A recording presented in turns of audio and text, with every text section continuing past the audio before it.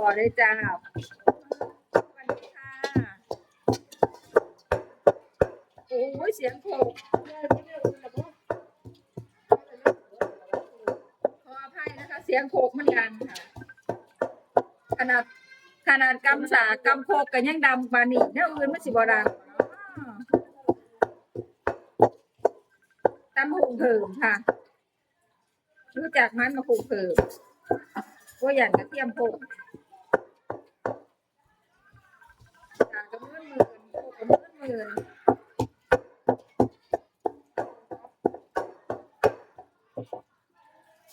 มาหุงเผิมนะคะมาหุงเผิมจ้ามะเกาะเพราะปลาร้ากับแป้งนัวหน่อย